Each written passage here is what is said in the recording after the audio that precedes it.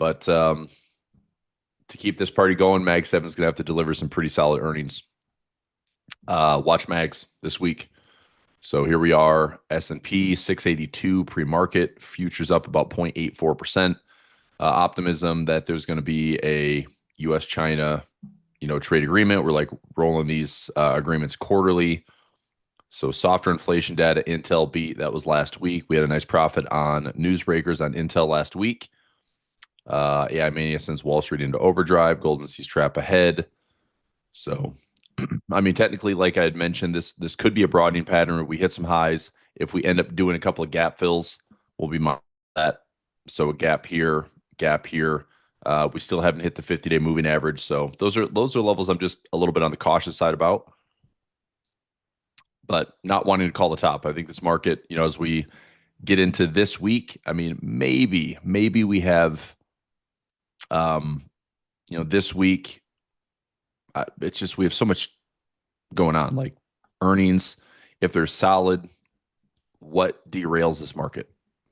Obviously, if earnings is a huge miss this week, if we have Mag 7 just come in with terrible earnings, then sure, there's some fragility in the market. But animal spirits, path of least resistance, plenty of dynamic support. The market may not go gangbusters into the end of the year, but I think drifting higher, which is something we've grown pretty accustomed to since pretty much May, would not be a huge surprise. But those are my thoughts. So we'll take a look at everything today. Try to win the day per usual. And see what we can get.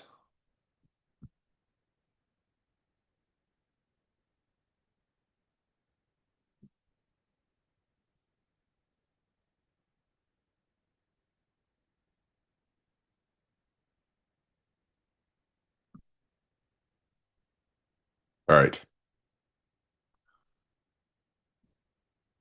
Let's get a couple. So I wanted to sprinkle in a couple of live classes this week. I would like to have a class on double ups. I will do just double check my calendar here. I can do.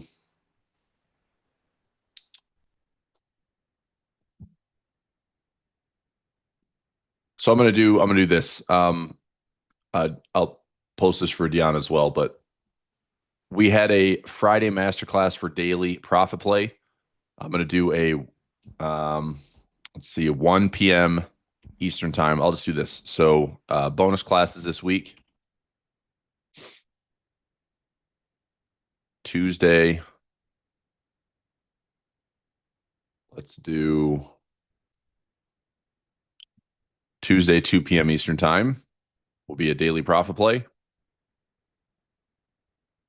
Wednesday, 2 p.m. Eastern time, double up.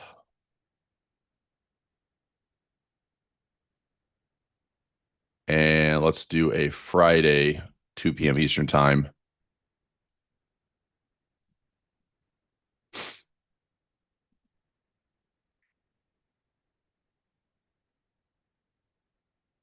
Okay. Make sure everybody can see this. Everybody see this? So bonus classes for members, Tuesday, 2 p.m. Eastern time, daily profit play. Wednesday, 2 p.m. Eastern time, double up alerts. And Friday, 2 p.m. Eastern time, I'm going to make a free strategy session for anybody. Something I share here. If you have any of my classes, we're working on getting my practical options quick guide available as a standalone course. This one I sell for $27. If you're a lifetime member of any of my classes, any upgraded lifetime, I will give you my free, or I'll include rather my full course, which is normally about $500. So I'm trying to make these kind of my foundational prerequisite education things to get you started. Certainly because we're a little bit option heavy here with what I teach, what I trade. And if you're wondering, how to express something bullish or bearish in the market, express something sideways in the market, practical options that help us look into, just navigating an option chain, just dissecting a couple of strategies and getting started, And anyway, I want to have that for as many people as possible on Friday. So Tuesday, Wednesday, Friday, 2 p.m. Eastern time. We'll keep the time consistent. I'll rotate the agenda. So daily profit play Tuesday, double up alerts Wednesday, Friday will be for practical options. Okay, just going to get that finalized in my calendar here. So Tuesday, 2 p.m. be daily. Wednesday, 2 p.m.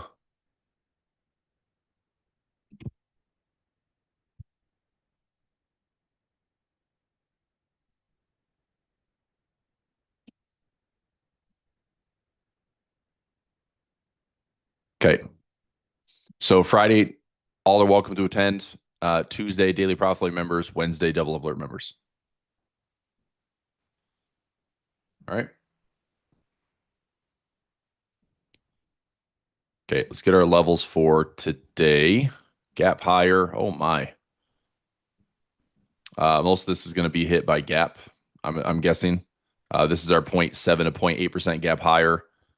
Six. I mean, now that we're above 6,800, and today, I mean, pretty convincingly, unless we just have a complete disaster where we open and just fade hard. Positive gamma. We stay there. This is like the zombie market. Could we get a little bit more momentum to the upside? Maybe. Okay. So just be careful. We'll look at our daily profit play today. Because we have such a large gap right there, want to be mindful of at least a couple levels.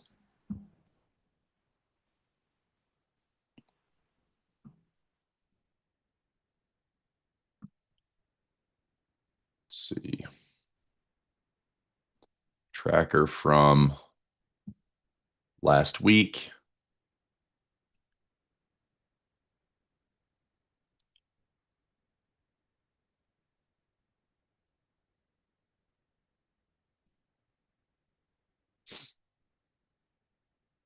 Okay, so large gap higher.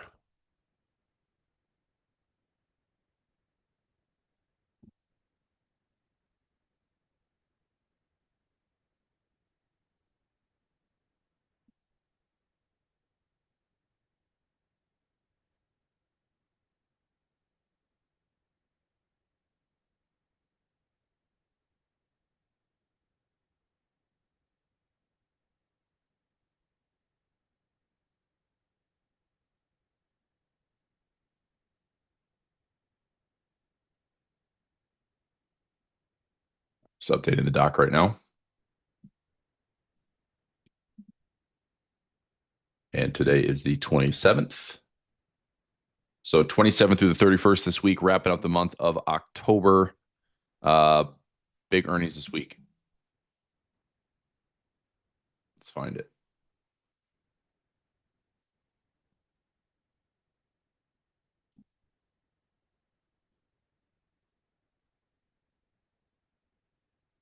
Okay, it's grabbing a screenshot here. Earnings this week. Mag 7 sprinkled in on Wednesday and Thursday, along with plenty of others.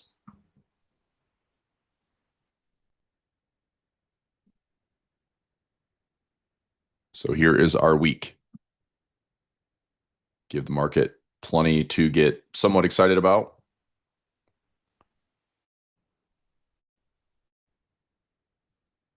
Does double up mean double tops? No, it doesn't. Double ups is based on what we're going after target wise.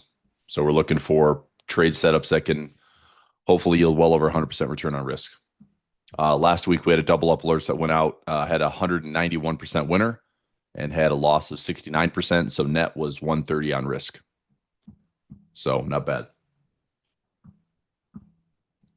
So it's all about reward to risk. Okay, so let's take a look at some notables. So before the open, we had some sprinkling today. Keurig Dr. Pepper, after close, Waste Management. All right, SoFi, UPS. I've got a ratio spread for Project Options Edge in UPS. I think I might have some PayPal as well, or did have some PayPal. Let me double check. So UPS. here. 87. I have 80 by 75 by 70. 90% chance of profit. We're already at 61% profit. Hopefully, UPS doesn't. I don't know. They should say this. Logistically, we're looking at AI to improve our bottom line. And all of a sudden they rip up and, my ratio spread's fully profitable. So we'll see. But I'll watch UPS. PayPal. Already took profit on PayPal. No more exposure there. That was a win. Let's see here. DR Horton Home Builder, Royal Caribbean Cruise Lines, Wayfair, Consumer, Visa, Consumer, Electronic Arts. It's video games. I want to say they were looking at getting sold. I thought there was some news on Electronic Arts getting sold. Verizon, Telecommunications, Boeing, Caterpillar. Caterpillar's been a really aggressive bullish stock this year. Etsy, Energy for Phillips 66 usually come out on Fridays, but Phillips 66 on Wednesday, ExxonMobil, Chevron on Friday. But the big ones, the real thoroughbreds, Meta, Microsoft, Google, Eli Lilly's out there, Amazon, Apple. Probably has a lot to do with where it's at for the year. I mean, Mags has been up, huge recovery, CapEx spending. It's not doing it with debt. That is the one thing I keep repeating now is everyone's talking bubble, bubble, bubble, right? Look, it's not a bubble, not yet.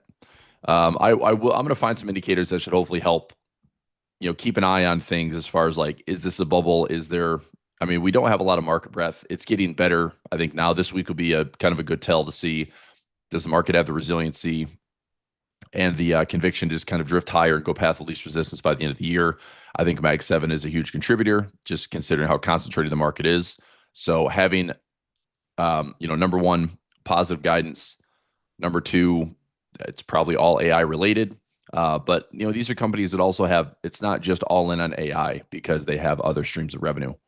But they're probably well positioned for it. They're spending as a percentage of sales. It's not like my concern with the bubble is when the growth or the grab for AI is debt related. When companies are taking on debt to grow, that's probably a bigger concern than just percentage of sales. So I do think, and I never like the saying, but it's different this time. Well, it is a little bit different this time because of this. I know we're at crazy high valuations and it makes me cautious. That's it. Look, I think the market's going to find a way to go higher. Whether the S&P in 5 years is at 10,000, it doesn't mean it goes in a straight line. You know as well as I do that if we are at 6,800 right here and 10,000 is up here, okay, how does it get there? Well, are we going to have another 4, 5, 6 years of a zombie market that just refuses to go down? Probably not. We're probably going to have markets that will go up, have ugly corrections, go up and have ugly corrections, maybe have an awful correction and then come back up out of it. Nobody knows. But I do know that buying the dip will probably reward most traders. If we have something ugly to the tune of 20, 30, 40%, it's going to feel terrible. If you're fully invested and leveraged, you will have a difficult time coming out of that alive and profitable. But having dry powder, positioning through a lot of these dips, and making sure that you're not just 100% invested, I think that's how you survive it. So I remain cautiously bullish, but I think we still go higher. I mean, unless it's truly going to be another U.S. debt issue, it's another global debt issue. There is that big refi bubble that's over the next couple of years.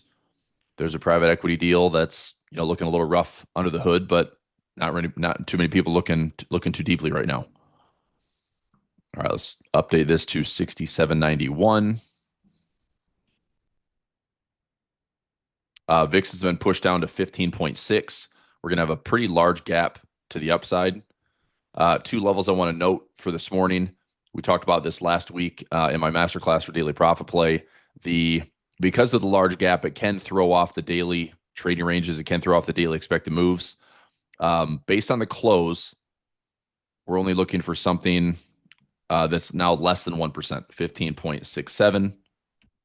15.67 divided by 16. So about a 0.98% move. Now with the gap higher, 0.98% puts us right about the top of this VIX box, which is around 68.60. Well, heck, we're going to open up nearly there anyway. So are we going to open up and hit and that's it? Or I think if we want to be extra cautious, I'm a little cautious on these crazy big gaps to the upside. Going up from here, the 0.8%, right? Going up 0.98%. So if we gap up 0.8, add another 0.98 on top of that, that's obviously like way out here. But just in case the market decides to go higher, I think that's a pretty safe way to call the top today. Okay. I don't know how much price action we're going to get directionally when the market opens in 8 minutes. But opening higher, typical Mondays. I mean, big news coming in this week. So unless the market's going to have like a big Monday, Tuesday correction and then get stabilized by Mag 7 Wednesday, Thursday, Friday, kind of save the week, right? But it's interesting that all this positive stuff was priced in. Market didn't seem to care about the slightly warmer inflation. The market ran with it because it was less than forecasted. And then here we are getting another big pop today, right? U.S.-China trade hopes, tech result, Fed on deck. Fed this week, it's like 97% they're cutting rates. 97% that Wednesday they cut rates. Is there anything that Powell could say in a press conference that would be bad? Look at how sure the market is. Cut in October, cut in December. And there's still a lean. It's subtle, but I would probably say we're leaning towards another cut in Q1. It's kind of difficult to discern whether it's January, March, or April, but more than likely we're going to have another cut in Q1. That is more data, right? Okay.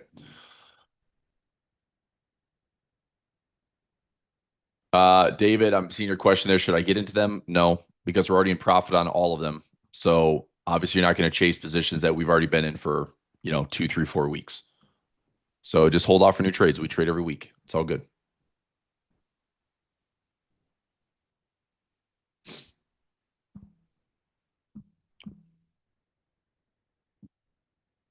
Okay. All right. So summary for this week. This week's news and catalysts. We have Fed Wednesday. Actually, you know what? Let me switch that live class. Sorry, Dion, I'm going to switch that live class up for Wednesday. So we do have FOMC on Wednesday, so I'm going to switch that master class. I'll probably be in a live session for FOMC. Let's do double ups will be Thursday. So I'll do Tuesday, 2 p.m. daily profit plan. Thursday, 2 p.m. double up. And Friday, 2 p.m. practical options.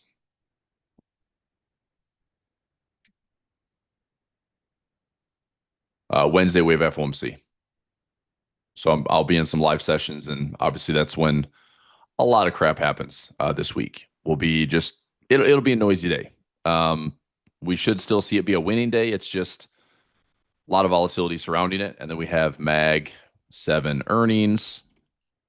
Mainly, we have Meta. Let's put it here. So Meta,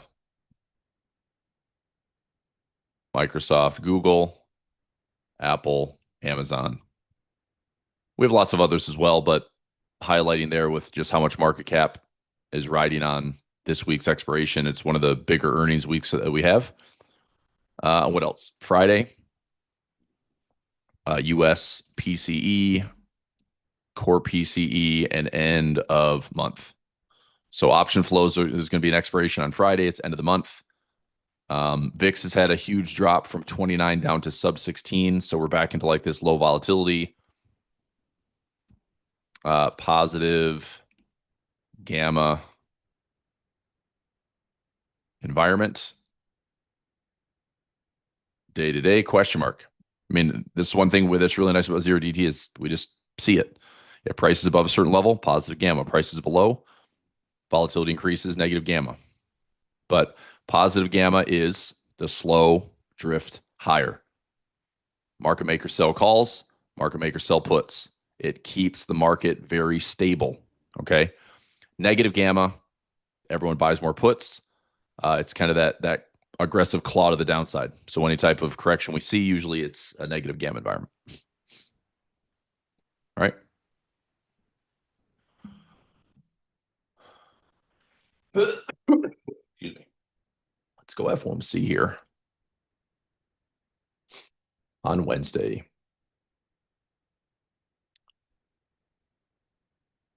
When you get a chance, can you explain project options edge trade where SLV on the 17th? I mean, it's a collar trade. So we own the shares. We're riding the put side down. We have an out of the money call for profit protection. I went out quite a bit further. Let me take a look at it right here. Project options edge. Yeah. So basically what I did is a staggered collar. I bought 100 shares.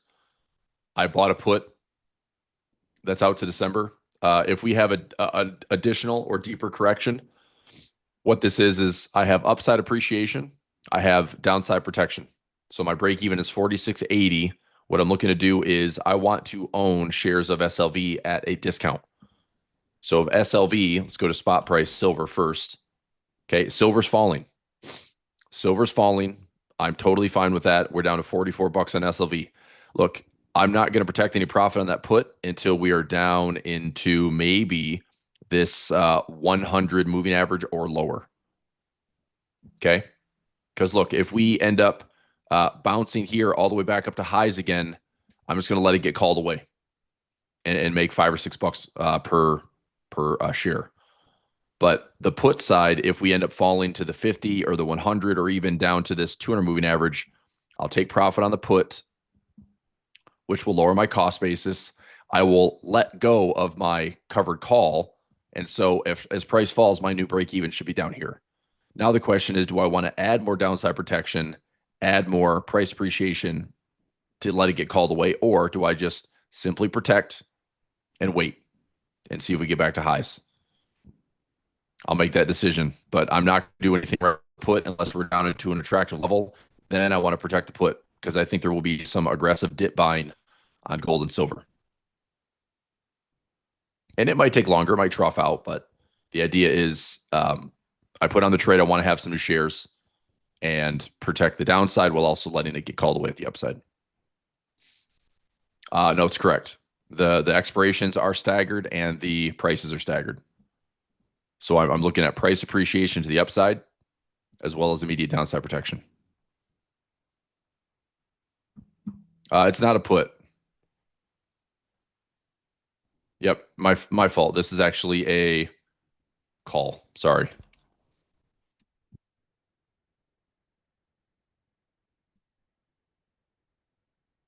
There. That is the trade. My fault on that typo. It was a collar trade. So if SLV falls, and if we rally. So if you did this trade, right? If you buy the put and you sold the call, you'd see that for 10 cents. All right, just got a dollar cost average level on CEF get filled. Good. So CEF is getting filled. Q's, my waterfall income trade just took profit on Q's. Okay, so CEF getting filled. SPY just got filled for take profit. We have two winners on waterfall income. All right, so waterfall just closed out a QQQ trade, just closed out a SPY trade, just got filled on DCA levels. I now have one on PHYS. I have one on CEF. Cool.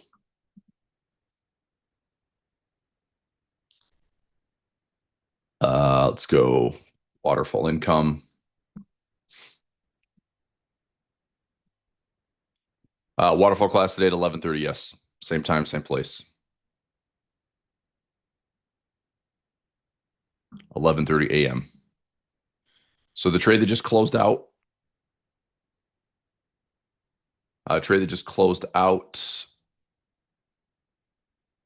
should have been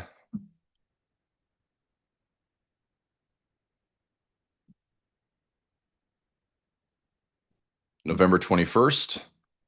70, 65, 60, 40, 51 cents closed out at 0.06.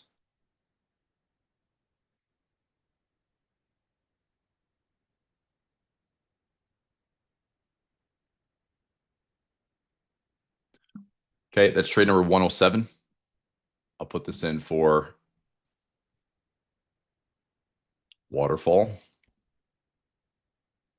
Waterfall income, trade management, trade number 107, QQQ, closed for profit. And also, the SPY trade just closed out for profit. That was November 28th SPY, trade number 108.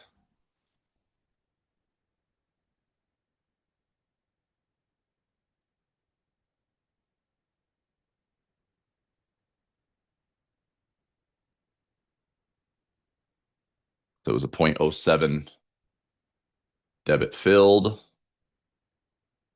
0.06 debit filled. All right, so it's a 0.06.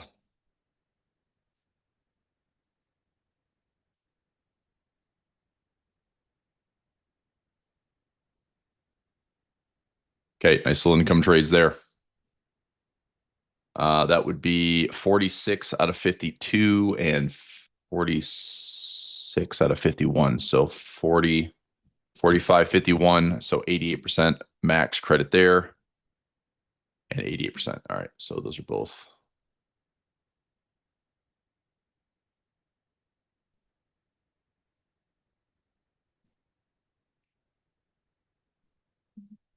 Taking 88% of max credit from the original trade. Nice part is getting some buying power back. Good stuff. Okay. And we will resume today. Okay, let's go SPX. Take a look at our levels.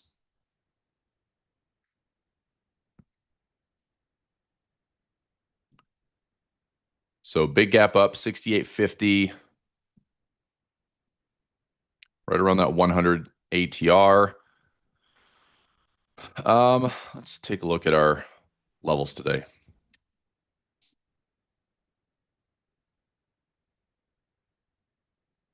'27th. We open up around 50. I mean, unless we're just going to have like pure melt up. I mean, it's Monday. I'd like to just follow the mechanics, right? So 15 delta. See what we can collect on a 15 delta.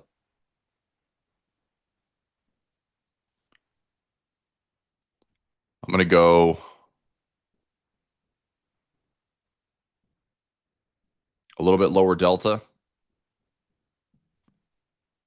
and see if we get price action to push.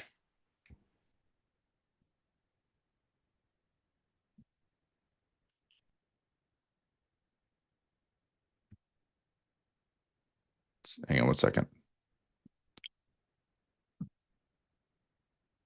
So what's a gap fill here? I mean, that's a 53-point move. Gosh. I mean, if we gap fill, that's way more than the expected market maker move at 21 points.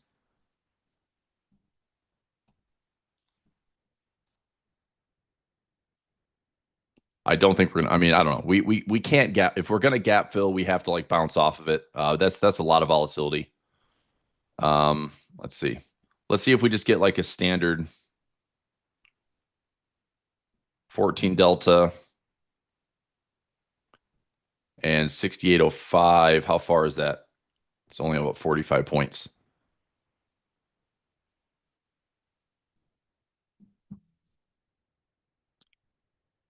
I'm going to see if this fills for $1. I'll put this in for daily profit play.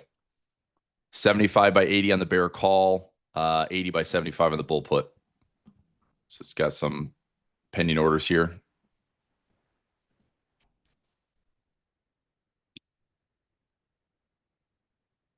New trade.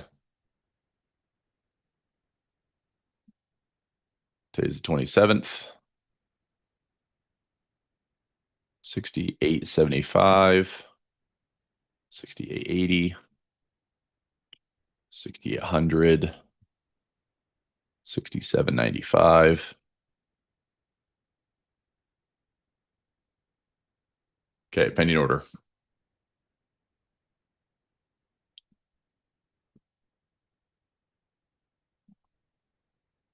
Based on the VIX at 15.86, that's another 0.97%. We opened up right here. See, based on the open. I mean, we obviously could go down here and then find like the price action for the day, but I'm going to base it off of this 0.9. I mean, I don't think we're going to 6,900 today. But in case we do, let's see. 15. I'm going to go, to be safe, I'll go 69.20. 69.20. That's way up here, man. 69.20 by 30. Looking for $2. And 25 by 35. Looking for $2.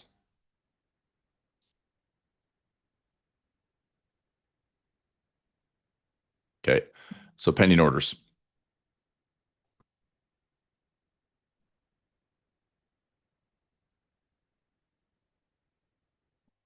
$69.20 call. $69.30 call. $2 credit.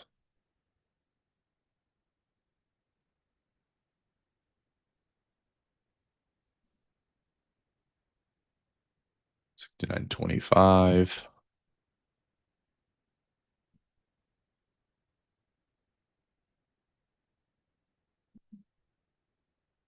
These are VIX box highs based on the VIX calculation on top of today's large up gap. So basically, if we gap higher and push all morning, those levels should still not be tested.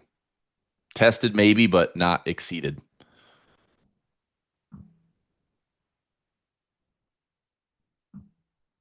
Okay, if we want to get our hands dirty for a little daily profit play, you can go right into the expected move. I don't love that there's a 19 delta choice or there's a 13 delta choice, but if you want to go expected move, 70 by 75. And look at the put side. You got to go high on that delta. 25 by 20. I mean, you get $1.55, risk 345. See a price just slowly chops around for the morning, grab a few bucks out of this. Not bad. If you want to take that more aggressive stance on daily profit like we talked on Friday last week. I'll keep my orders pending for right now.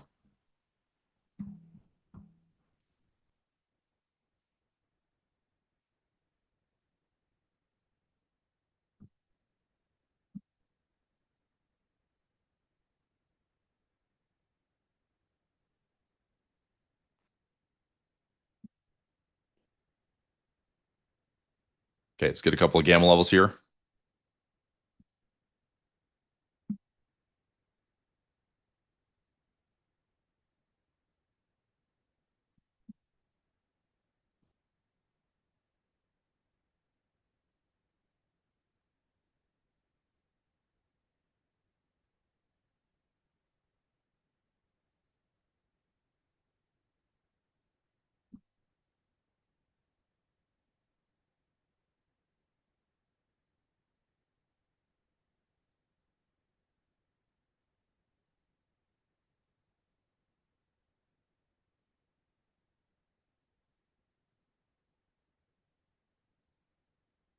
Okay.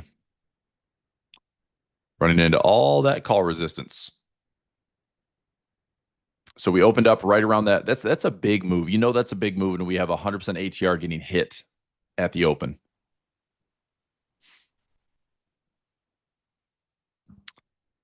I do wonder. I'm just curious on this trade from.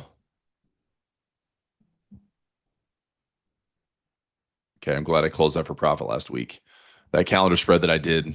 This actually one trade I wanted to look at. We can look at it this morning since VIX is high. We're way up here. If we center this thing around 68.50, I'm going to take a look for a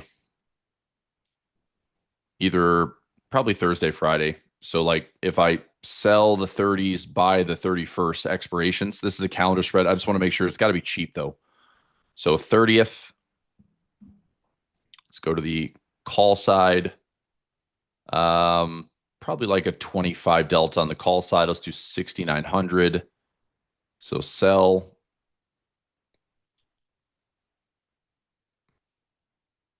6,905. And then on the lower side, sell the 6780s. Let me build this out first. So 31st. So the 6905 and 6780. Good Lord. Trade cost $1,000. Well, that's $400 more than what it cost me last week. Maybe I can move those deltas a little bit lower, but all right, let me price this one out.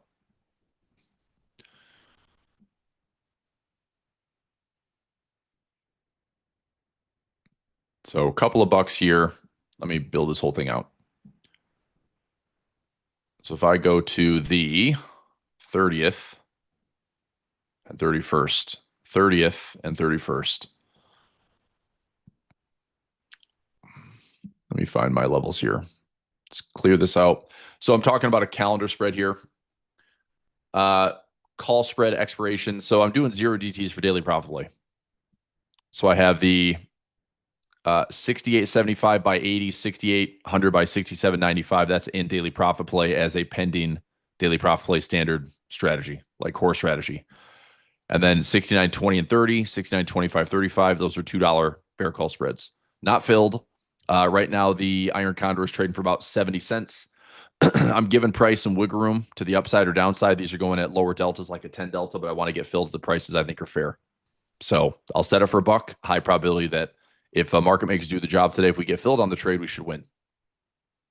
But those are posted for daily profit plays in Telegram. All right, I'm going to look at my option chain here for the 30th, which is Thursday, and look to see. So maybe doing like the 20 delta, I guess, would be a little bit cheaper. So the 21 delta here, I think 6905 is like, that's pricey, but all right, I'll try the 25 delta and I'll do like a 20 delta put.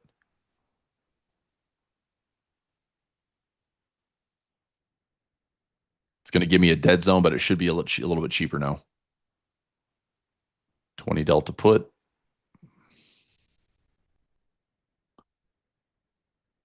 I don't know if I'm going to take this trade. I'm just kind of pricing it out. 67.60 on the put side and 69.05 on the call side. Gosh, it's $1,000, man. All right, let me see what I just want to price it out. So 69.05 and 67.60. Big difference in prices, that's for sure.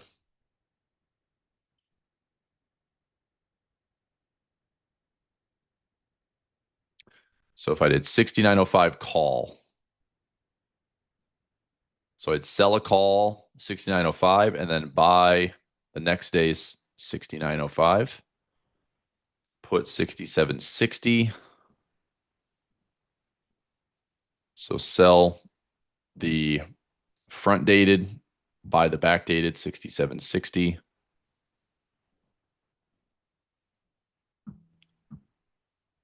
Just kind of splitting price in the middle right now. There we go. So definitely a dead zone here. This is what I don't like about the calendar spreads is sometimes it's difficult to get the assessment of where things are going to be. Might have some more success building this one out in option strat. Trading at 50 right now. All right, let me dock this. Let me build this out for option strat.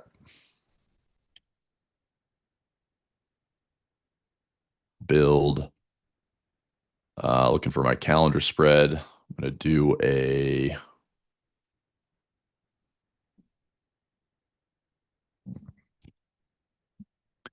calendar spread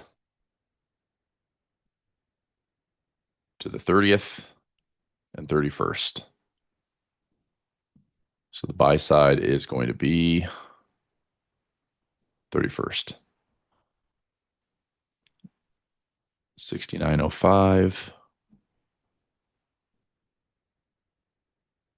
30th and 31st.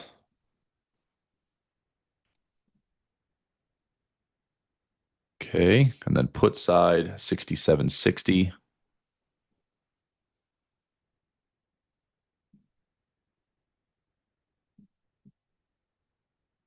What?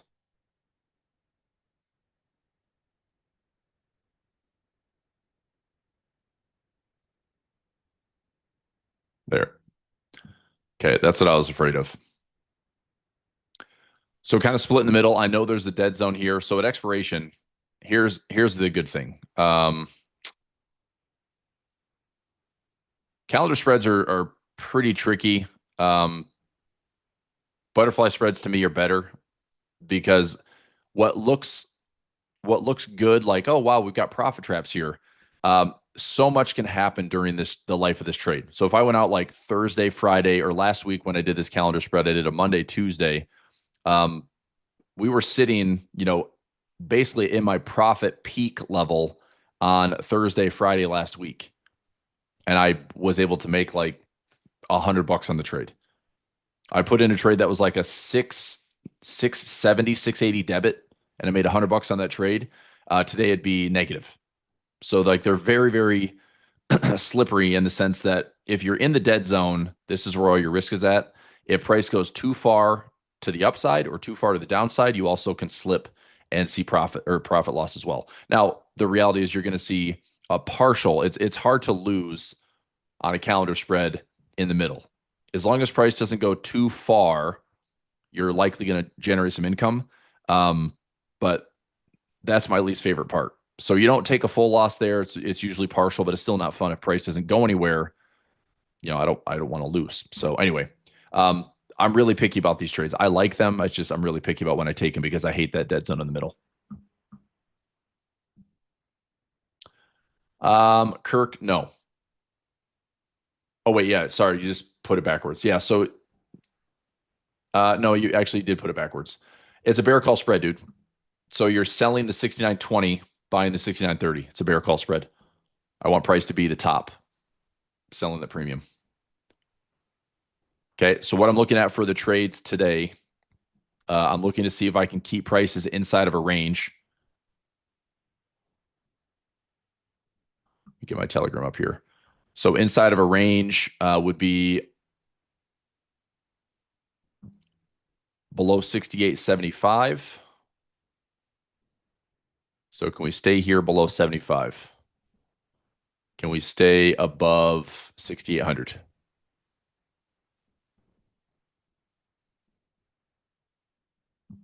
Okay, so if we stay inside that range, that should be a winner. I haven't been filling the trade yet. Depends on where price goes, but I'm trying to get $1, not less. So that's one. And then the other one would be my 69.20. So as long as price stays below 69.20, again, hasn't been filled yet. This is a pending order 20 and 25. So these are all lines in the sand. I don't want to see price above this. I want to see it stay below it. I don't want to see price above this or above this. I want price to be below this. I want price to be above this. So I'm selling premium at all these levels. So if price is anywhere in here, that's what I expect. That's within like standard deviation moves. That's the market makers doing their job. I'm just being picky on the credits because if price starts out doing literally nothing, like then yeah, you've got to just standard daily profit play.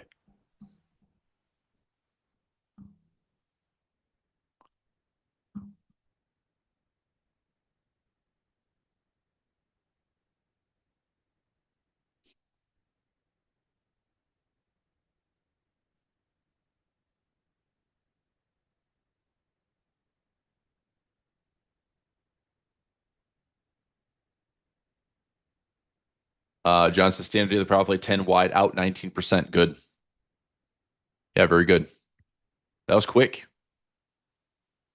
Just within the first 20 minutes of price action. That's good. I mean, price hasn't gone anywhere for 22 minutes. So nice to see a quick extraction of profit out of that. Nice work, Sean.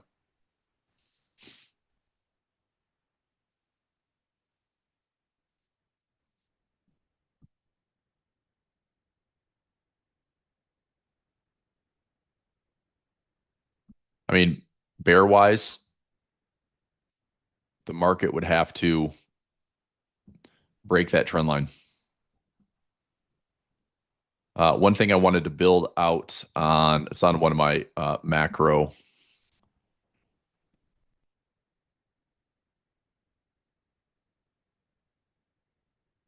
clean. This one has a lot of indicators, so just bear with me, but I'm going to add another.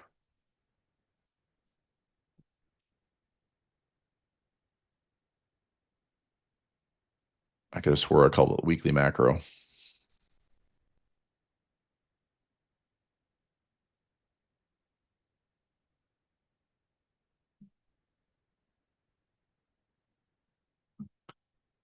There we go.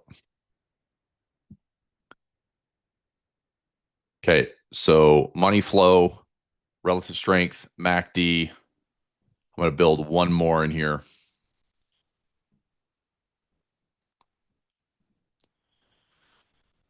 So I don't know if you would classify this as a blow off top, but if we continue to run hot, as in gap higher,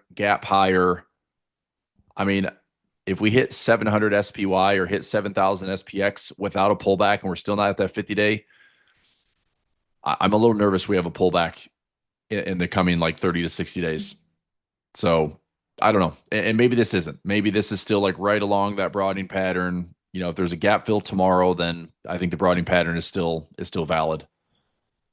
But anyway, let me add. I've got one more thing here. It's something to do with this is what an indicator that I found that can do a pretty good job of calling out like the run up we had back in the late 90s before the .com bubble.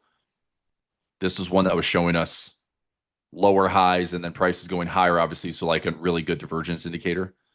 Let me find it here. I took a screenshot of it this weekend.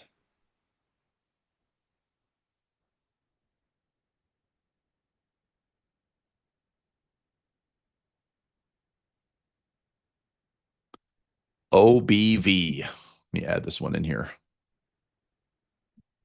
On balance volume.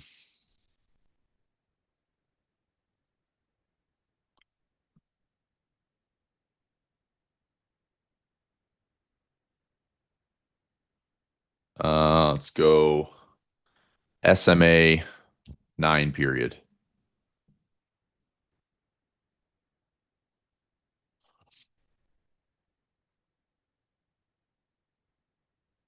All right. So we're on SPY. Let's go SPX. So what I'm looking for is this. Just a reference point. Can everybody see that this on balance volume as we found, you know, major lows in the market, that this is trending higher? This is really important to be trending higher. When I get concerned is when we are not. So you notice how price is going higher here. This is going into the peak in 2021 into early 2022 when the market rolled over. We were going down on SBV or what is this? On balance volume? Yeah, OBV. So we're going down here, marked a little correction. Okay. Not just a little correction, 25 to 30% correction. How about the last time this happened? COVID was tough because it happened so quickly. This correction was, this is a good one here. This is 18 when we had a little volatility event.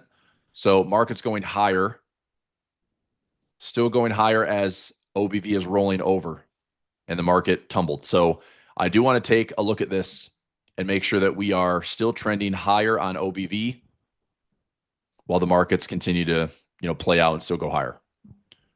But if this starts to roll over, if this is trending lower and we're still sitting here at these highs, I'm technically concerned that we're going to have the market at least show a correction. But some of these have been notable, like some of them 20%, 25, 30% corrections. So I'll keep an eye on that. I think that's an important one.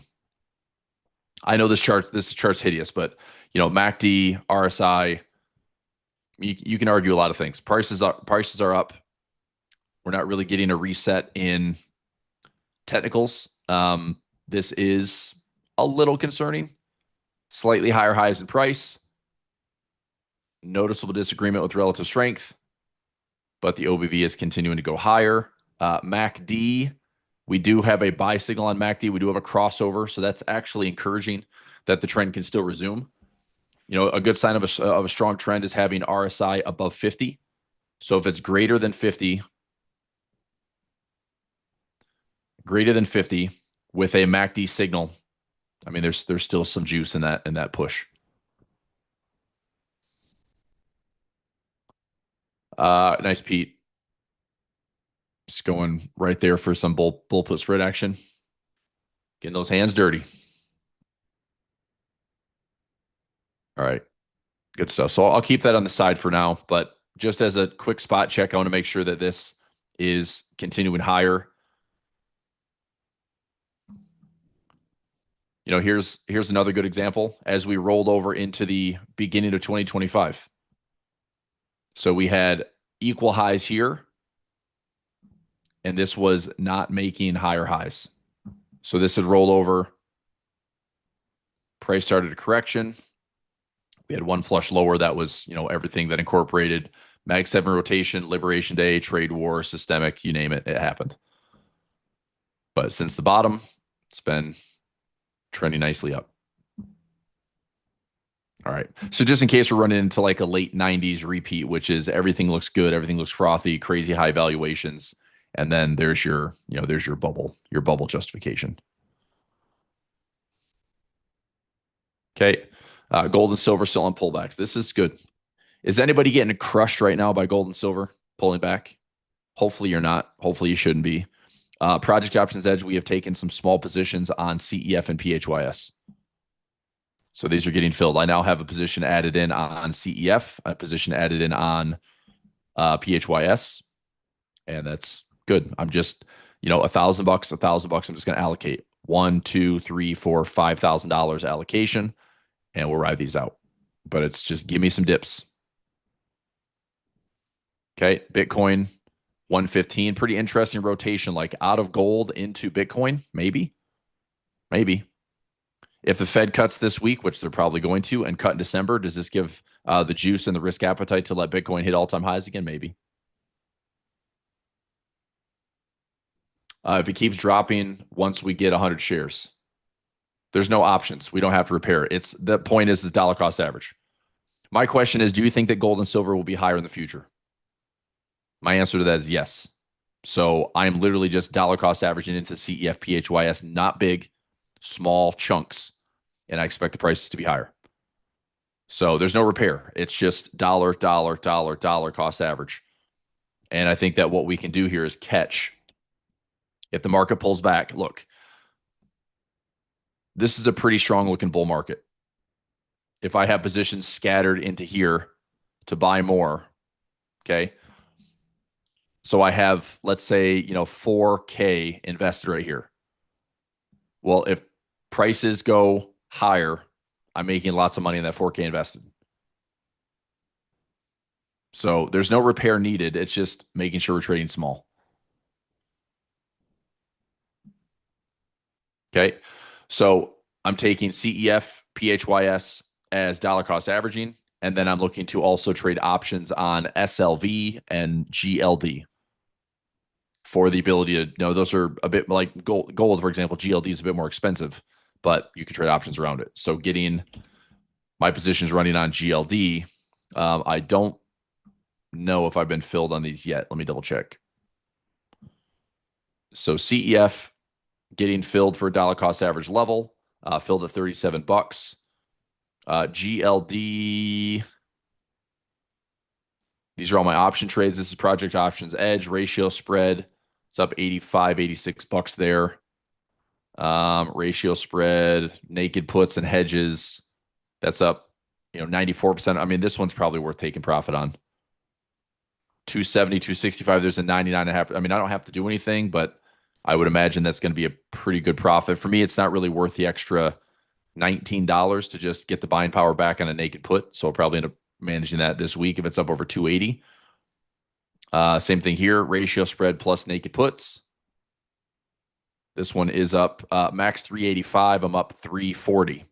So I can grab another $40 to $45. Again, looking good for profit, 99.5% chance of profit on the trade, but more cost effective if I grab profit now. Ratio spread. So no dollar cost average positions on GLD, just ratio spreads and options right now. PHYS, dollar cost average, filled at $30. SLV,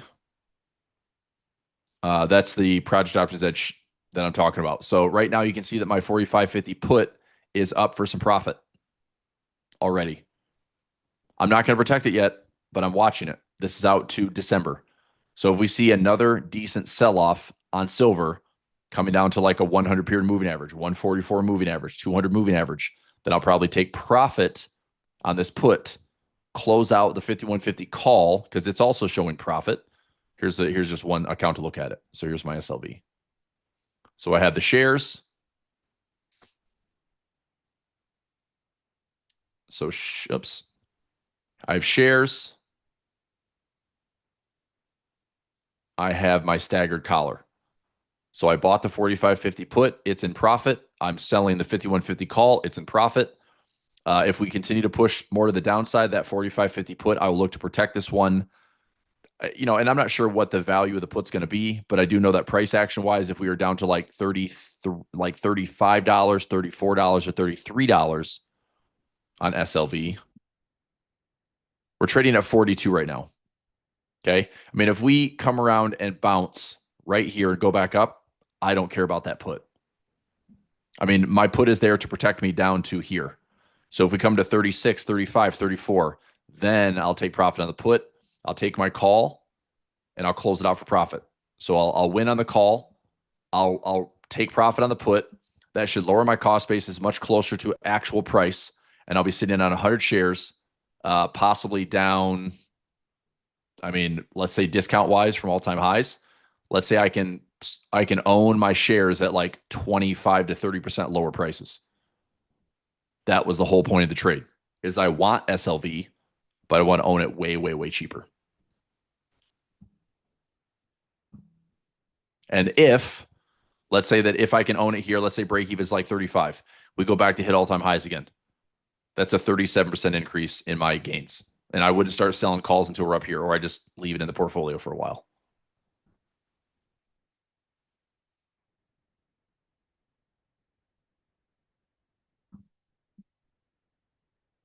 Okay. All right. What's happening here? So 84 cents right now on our Iron Condor. Looking to see if this will get filled for $1.75 by 80. We are pushing up a little bit higher. Gamma level looks to be reachable at 68.75 or so. If you want to modify, just because I do see that gamma level, we can modify this. Let me look at a fresh trade for daily profit play. 27.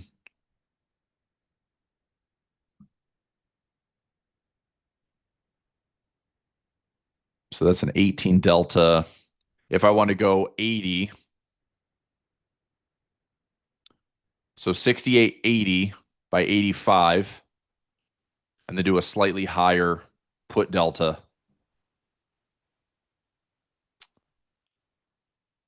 Let's see.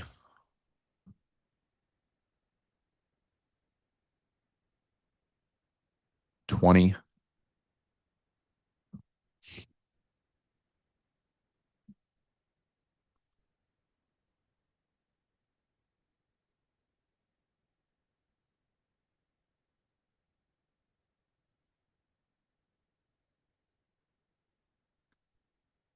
Yeah. Or just leave it as is. I mean, if we hit and hold, I'm just thinking if we look at the 68.75 right now, it does seem to be a gettable level, right? So I don't really want my call side to be threatened. I think I'm going to modify this trade. I'm going to play it safe. I'm going to try to go one strike higher. So I'm going to go 75.80. I'm going to delete that trade because if that gets filled and we sit at 75 all day and we go up slightly higher, I don't want to take a loss there. So let's see. Cancel that trade.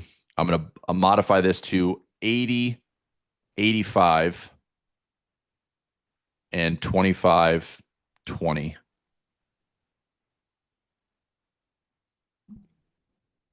See if this gets filled for $1. Okay, so switching that up, I'll add this into Telegram. So editing the strikes,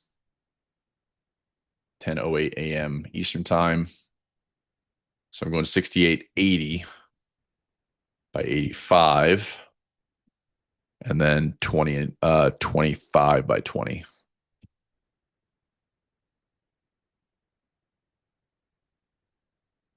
Okay.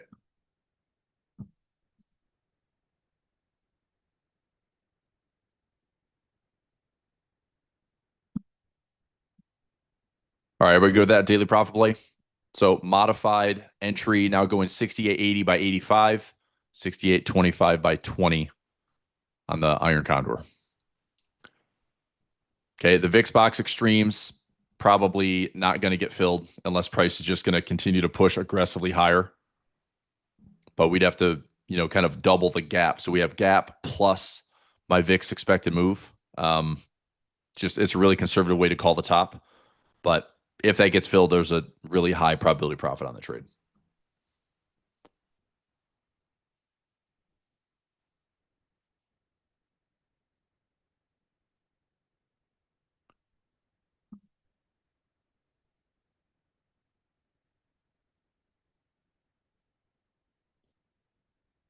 Okay. This does look like a fairly attractive spot for a butterfly, but the reason I'm not taking that trade right now is because we're already at the 100% ATR. I know we can still get there, but we are decreasing our chance of profit to have price actually get to that 68.75. So if we had opened up at the 50% and it was looking attractive for that 75, we can do the butterfly spread. That's perfect for double ups. But opening up at that 100%, that's already like kind of a pretty big daily move. So I'm going to hold off on that.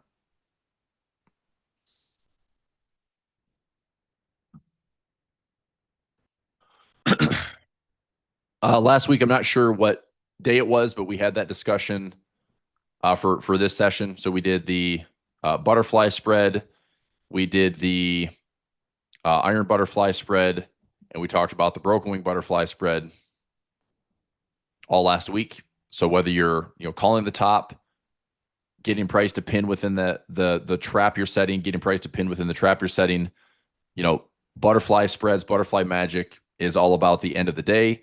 But the nice part about the butterfly spread is you actually have a slightly wider area. Let me delete that.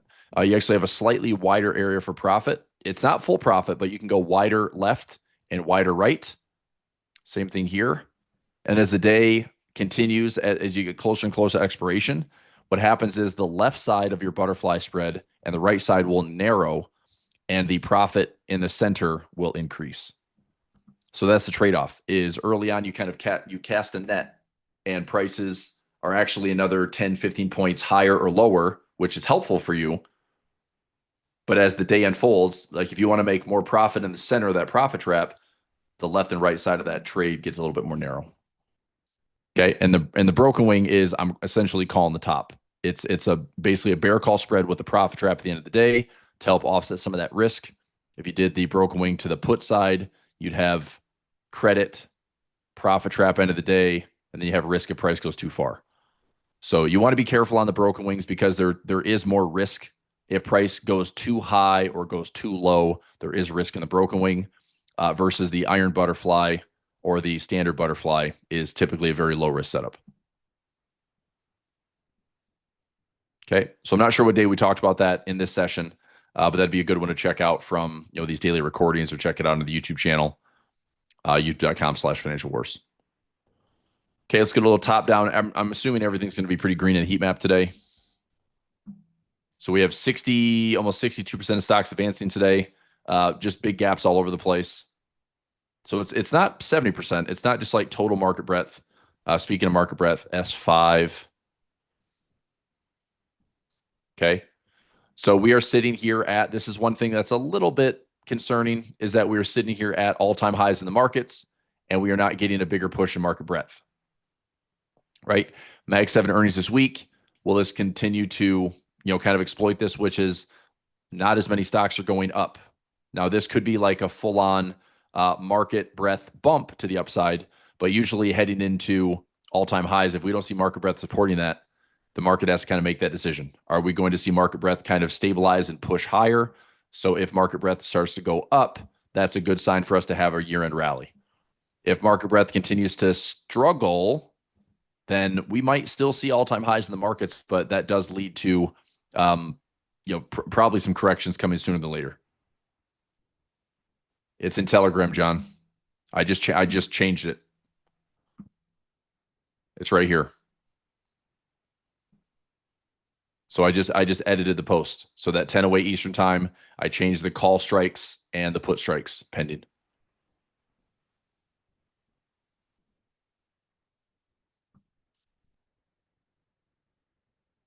Okay, so that's market breadth.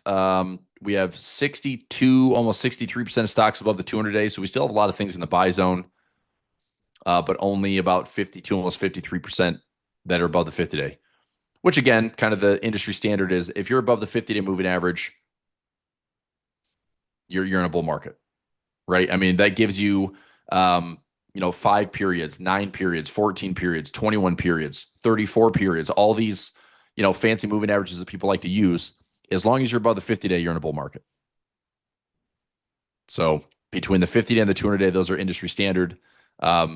This is a nice little market breadth indicator. So we're also not at extremes where I'd say, we want to buy everything or we want to sell everything. We're not there yet. We're not even close. So if market breadth increases, then yeah, I'd be looking to either take a bunch of profits, or I'd even consider adding some put plays if we're at these extremes where everything is bullish, or down here, like I did back in April. The reason I had the courage to buy a lot of stuff in April is because we were down here at these market breadth extremes. It was a great time to buy. It was a great time to buy. So this is a great timing indicator for time to sell or time to buy. You don't get it very often, but pay attention when you do, because they can turn out to be, great 60, 90-day trades, or like we saw this year, once this thing bottomed, we have been in a bottom and a melt up since the bottom in April.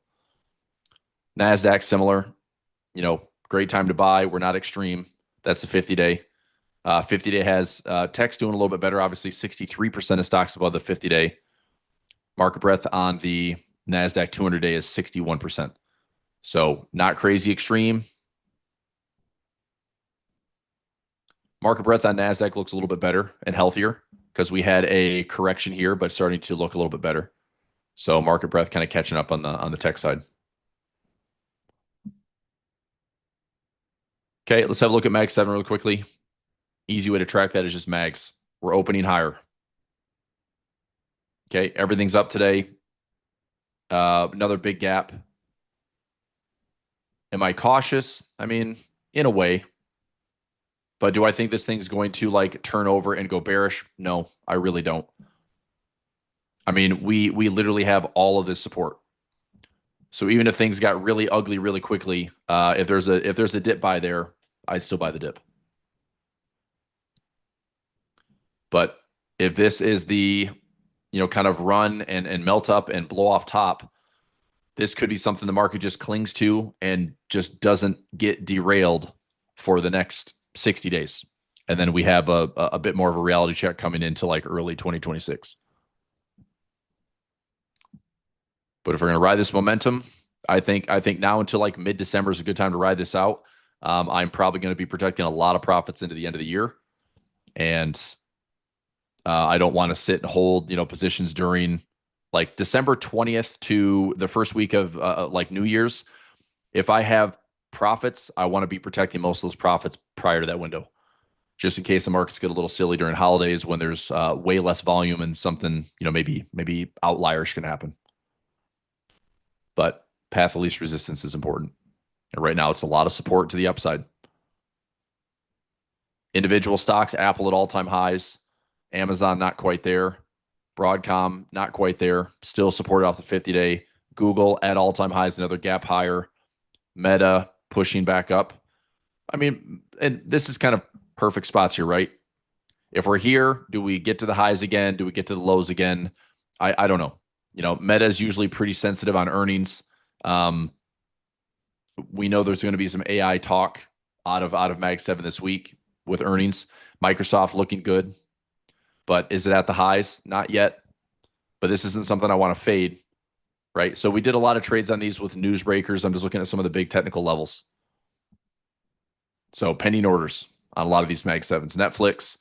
Have I been filled on Netflix yet? I did like a 1080 by 10. It was 1075 by 1080 on Netflix for a bull call spread. I don't think that got filled yet. Nope. Netflix is still pending. My 1075 by 1080 is pending at 250 for a 1-to-1. It's trading for 305. So if price pulls back a little bit, I was using this past level. Hopefully this would be resistance becoming support, and then the market would try to find a gap fill, and we can get paid 1-to-1 on a newsbreakers trade.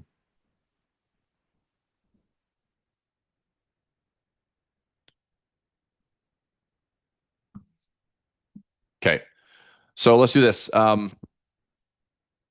Reminder for classes this week. I'm just going to double check my calendar. So tomorrow, daily profit play masterclass. Wednesday, I'll be in some FOMC sessions related to Jerome Powell's press conference. Thursday, so we have a masterclass this week on daily profit play, masterclass this week on double ups. I will have a recording. I'll do a recording this week for my pinch point members, just to highlight some of the trades that we're currently in. And then I'll also do a video this week on Project Options Edge. Positions we're in, we are sitting on a quite a big chunk of profit. Again, I look at the options expirations. What's the options chain look like right now? What's the probability of profit if I want to ride some of those out? Or is it more cost effective for me to, let's say I sacrifice $20, $30, $40 of max profit and just take the chunk I have right now. So if my max profit is, $500 and I'm up 460, 470 right now, it's probably more cost effective for me to get the buying power back and just take the profit. So daily profit play masterclass this week. Double ups masterclass this week. Waterfall income class today at 11:30 for a live trading session. Pinch point, I'll have a video to you this week, and Project Options Edge, I'll have a video to you this week. So it'll be a busy week, but trying to touch base on a lot of these services. Okay, we have some pending orders from newsbreakers last week. We'll keep an eye on those, and then masterclasses this week. Cool. All right. The class I'm doing on Friday, kind of a masterclass, practical options, quick guide. Everybody is welcome. So everybody that's in this session today, everyone comes in these Monday through Friday sessions every single day. I'll share this on YouTube for the week. I want to get as many people in this as possible. Just, a good strategy session on, we can dissect a couple of trades. We can look through several different options chains. I want to get people more comfortable with navigating the broker platform, talking through debits and credits, doing some break evens, understanding what the trade is going to do. Like if we do a bull call spread, what does that even mean?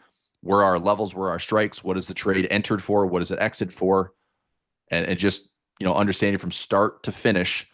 I want traders to know what a trade is from start to finish. So kind of deconstructing all this stuff and practical options on Friday would be helpful. All right. Okay.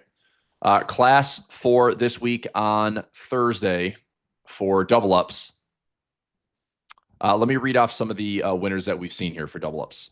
The reason I love this class and I love the strategy is so we're winning about 58, 59% of our trades.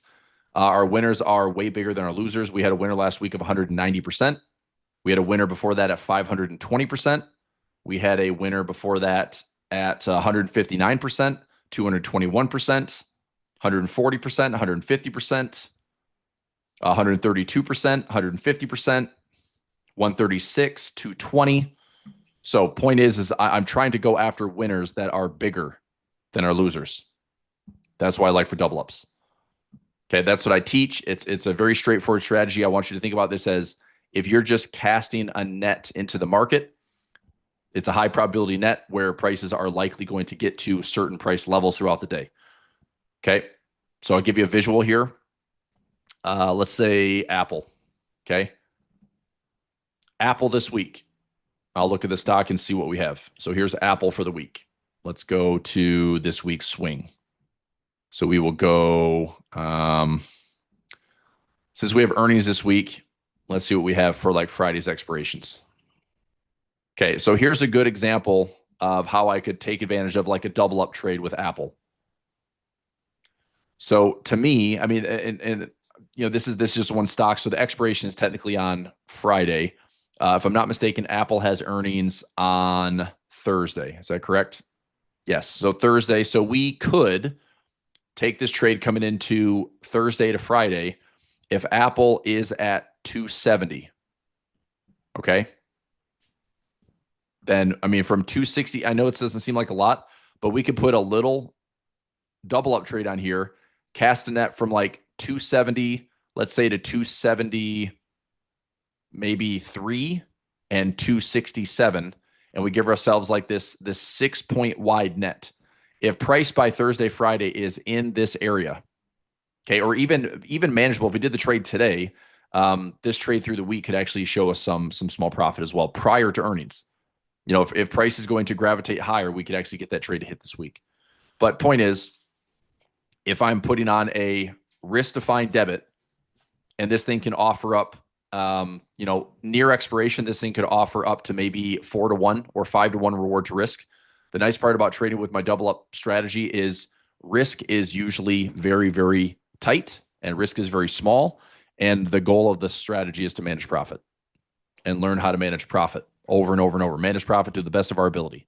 So that's how we get the winners of, you know, 220%, 500%, 150%, 140%. A lot of those winners are just managing profit through the day. Okay. All right. Let's go back to this. So I'll have a full class on that on Thursday. All double up members welcome to join. If you like to get into double ups, you know, let me know. And let me go back to today for ultra short term. We were talking just 0 DT for SPX. There we are.